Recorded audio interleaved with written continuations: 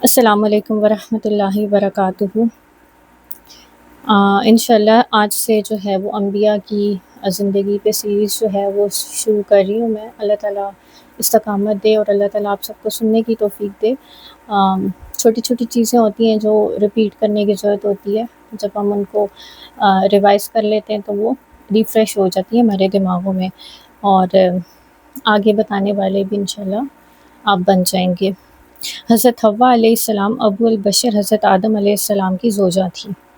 جس طرح حضرت آدم علیہ السلام سب سے پہلے انسان اور سب سے پہلے مسلمان تھے، اسی طرح حضرت حوا علیہ السلام دنیا میں سب سے پہلی خاتون اور سب سے پہلی مسلمان تھی۔ اس لیے مسلمان ان کو مائی حوا کہتے ہیں، یعنی وہ ام البشر ہیں۔ حضرت آدم علیہ السلام صرف پہلے انسان ہی نہیں، دنیا میں سب سے پہلے آنے والے پیغمبر بھی ہیں۔ اس لحاظ سے حضرت حوا کو ایک پیغمبر کی زوجہ ہونے کا درجہ بھی حاصل ہے۔ اللہ تعالیٰ نے حضرت آدم کی تخلیق کے بعد ان کو جنت میں رکھا، ایک عرصے تک جنت میں رہے، پھر اللہ نے اپنی مشیت کے تحت ان کا ساتھ دینے کے لیے حضرت حوا کو پیدا کیا۔ قرآن حکیم میں اس امر کی طرف اس طرح اشارہ کیا گیا ہے: لوگوں اپنے رب سے ڈرو جس نے تم کو ایک جان سے پیدا کیا اور اسی جان سے اس کا جوڑا بنایا، اور ان دونوں سے بہت مرد و عورت دنیا میں پھیلا دیے۔ تم کو ایک جان سے پیدا کیا کی تفسیر تو یہ ہے کہ نوع انسانی کی تخلیق ایک فرد سے ہوئی، اور یہ فرد حضرت آدم علیہ السلام تھے، اور اسی جان سے اس کا جوڑا بنایا۔ اس کی تفصیلی کیفیت قرآن حکیم میں بیان نہیں کی گئی، البتہ مفسرین نے عام طور پر اس کی تشریح یہ کی ہے کہ حضرت حوا کو حضرت آدم علیہ السلام کی پسلی سے پیدا کیا گیا۔ اس بیان کی تائید میں یہ حدیثیں پیش کی جاتی ہیں۔ حضرت ابن عباس سے روایت ہے کہ حضرت حوا علیہ السلام کو حضرت آدم کی ایک پسلی سے پیدا کیا گیا، اور اسی حالت میں جبکہ وہ سوئے ہوئے تھے تو انہیں کسی قسم کا درد کا احساس بھی نہیں ہوا۔ حضرت ابو ہریرہ سے روایت ہے کہ رسول صلی اللہ علیہ وسلم نے فرمایا: لوگوں، عورتوں کے معاملے میں میری وصیت پر عمل کرو اور ان کے ساتھ نرم اور اچھا برتاؤ کرو، کہ عورت کی تخلیق پسلی سے ہوئی ہے، اور پسلی میں زیادہ کجی اس کے اوپر کے حصے میں ہوتی ہے۔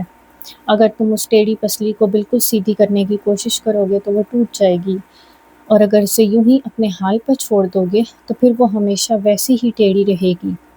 اس لیے عورتوں کے ساتھ بہتر سلوک کرنے کی میری وصیت قبول کرو۔ بائبل میں حضرت حوا علیہ السلام کی پیدائش کا ذکر اس طرح کیا گیا ہے: خداوند اس پسلی سے جو اس نے آدم سے نکالی تھی ایک عورت بنا کر اسے آدم کے پاس لایا۔ حضرت حوا علیہ السلام کی پیدائش کے بعد اللہ تعالیٰ نے حضرت آدم سے فرمایا: اے آدم، تم اور تمہاری بیوی دونوں جنت میں رہو اور یہاں بفراغت جو چاہو کھاؤ، مگر اس درخت کا رخ نہ کرنا ورنہ تم ظالموں میں سے ہو جاؤ گے۔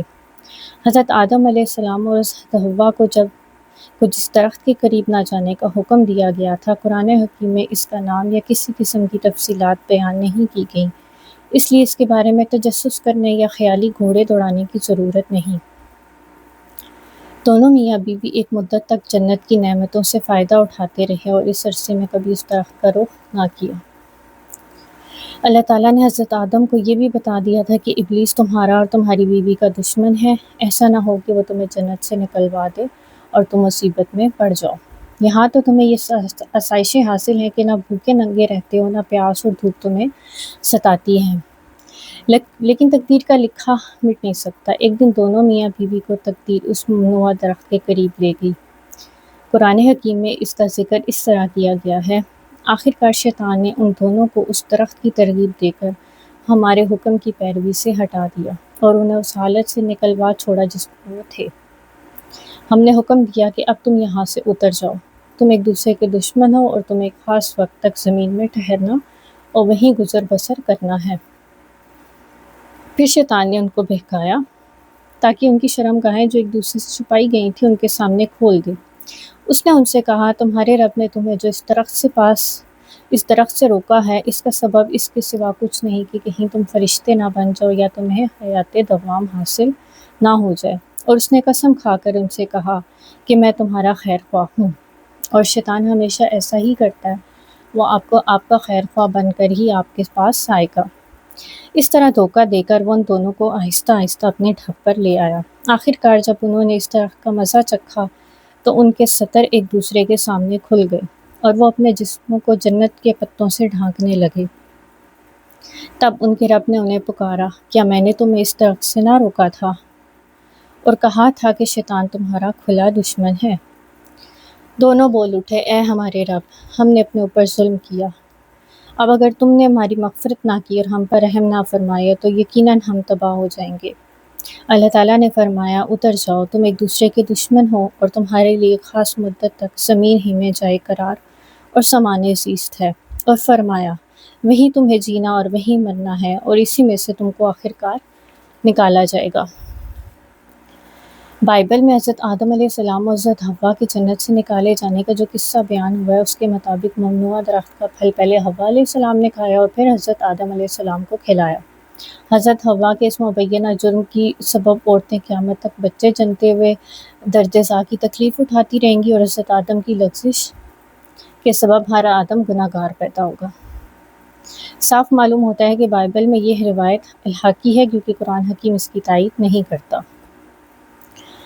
بائبل کے اس قصے کے برعکس قرآن حکیم ہمیں یہ بتاتا ہے کہ حضرت حوا علیہ السلام نے حضرت آدم کو ممنوعہ درخت کا پھل نہیں کھلایا، بلکہ شیطان نے دونوں کو بہکایا اور وہ دونوں کو دھوکہ دے کر اپنے ڈھب پر لے آیا۔ حضرت آدم علیہ السلام اور حضرت حوا علیہ السلام کو جو جنت سے اتر جانے کا حکم دیا گیا تھا، تو اس کا یہ مطلب نہیں کہ اللہ تعالیٰ نے ان کو ان کی لغزش یا بھول کی سزا دی۔ قرآن حکیم میں کئی مقامات پر واضح کیا گیا ہے کہ حضرت آدم علیہ السلام نے توبہ کر لی اور اللہ تعالیٰ نے انہیں معاف کر دیا۔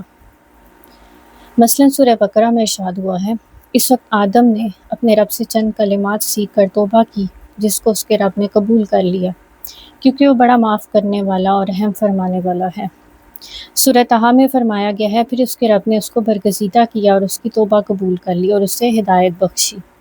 حضرت آدم علیہ السلام کے توبہ کرنے کا مطلب یہ ہے کہ حضرت حوا نے بھی ان کی پیروی کی اور اللہ تعالیٰ نے دونوں کو معاف فرما دیا اور وہ اپنی بھول یا لغزش پر سزا کے مستحق نہ رہے۔ ویسے بھی حضرت آدم کی جو تخلیق تھی، اس کا مقصد جو تھا، اس کا ایک حصہ تھا کہ انہیں زمین پہ آنا ہے اور ان کو پیغمبری نبوت دینی ہے۔ جہاں ان کو زمین پر اتارنے کا مقصد اس منشا کی تکمیل تھا جس کے لیے انسان کو پیدا کیا گیا۔ جہاں تک خاص حضرت آدم علیہ السلام کی ذات کا تعلق ہے، تو اللہ تعالیٰ نے نہ صرف ان کو معاف فرما دیا بلکہ منصب نبوت پر بھی سرفراز فرمایا، جیسے کہ سورہ آل عمران میں فرمایا گیا، اللہ نے آدم اور نوح اور آل ابراہیم اور آل عمران کو تمام دنیا والوں پر ترجیح دے کر اپنی رسالت کے لیے منتخب کیا تھا۔ اللہ تعالیٰ نے حضرت آدم کو جنت سے نکال کر زمین پر کس جگہ اتارا؟ اس کے بارے میں مختلف اقوال ہیں۔ ایک قول ہے کہ حضرت آدم علیہ السلام کو جبل صفا مکہ پر اتارا گیا اور حضرت حوا علیہ السلام کو جبل مروہ پر۔ دوسرا قول یہ ہے کہ حضرت آدم علیہ السلام کو ہندوستان میں اتارا گیا اور حضرت حوا کو جدہ میں۔ دونوں ایک دوسرے کو ڈھونڈتے ہوئے مزدلفہ کے مقام پر ایک دوسرے کے قریب آئے اور عرفات کے مقام پر دونوں نے ایک دوسرے کو پہچانا۔ حقیقت یہ ہے کہ اس معاملے میں حتمی طور پر کچھ نہیں کہا جا سکتا اور نہ یہ کوئی اعتقادی مسئلہ ہے کہ اس میں کوئی فتویٰ صادر کیا جائے۔ مختصر یہ کہ دنیا میں آ کر حضرت آدم علیہ السلام نے کھیتی باڑی کو ذریعہ معاش بنایا۔ ایک روایت کے مطابق انہوں نے لوہا سازی کا کام بھی سیکھ لیا۔ حضرت حوا علیہ السلام نے ایک نیک بیوی کی طرح ان کا پورا ساتھ دیا اور انہوں نے کھانا پکانا اور اون کاٹنا سیکھ لیا۔ اس طرح پیٹ بھرنے اور تن ڈھانپنے کا مسئلہ حل ہو گیا۔ ان دونوں ہستیوں کے ذریعے حکم الہی کے مطابق نسل انسانی کی افزائش کا یہ اہتمام ہوا کہ حضرت حوا کے بطن سے جوڑے بچے پیدا ہوتے، ایک لڑکا اور ایک لڑکی۔ حضرت آدم علیہ السلام ایک حمل سے پیدا ہونے والے لڑکے اور لڑکی کا نکاح دوسرے حمل سے پیدا ہونے والے بچوں کے ساتھ کر دیا کرتے۔ اس طرح دنیا انسانوں سے آباد ہو گئی۔ دونوں میاں بیوی نے اپنے خالق و مالک کی عبادت کے لیے عبادت گاہ بھی بنائی۔ ایک روایت کے مطابق یہ عبادت گاہ اس جگہ تعمیر کی گئی جہاں آج کل کعبہ شریف ہے۔ گویا بیت اللہ پہل حضرت آدم علیہ السلام اور حضرت حوا علیہ السلام نے تعمیر کیا۔ اپنی زندگی کی مقررہ میعاد پوری کرنے کے بعد حضرت آدم اور حضرت حوا علیہ السلام نے سرزمین عرب میں وفات پائی۔ پہلے حضرت آدم علیہ السلام نے سفر آخرت اختیار کیا اور ان کے انتقال کے کوئی 1 سال بعد حضرت حوا علیہ السلام نے بھی پیک اجل کو لبیک کہا۔ جدہ سعودی عرب میں ایک پرانی قبر کے بارے میں مشہور ہے کہ یہ حضرت حوا علیہ السلام کی ہے۔ واللہ عالم۔ انشاءاللہ اس کے بعد ہم لوگ حضرت سارہ علیہ السلام کے بارے میں پڑھیں گے اپنی اگلی ویڈیو میں۔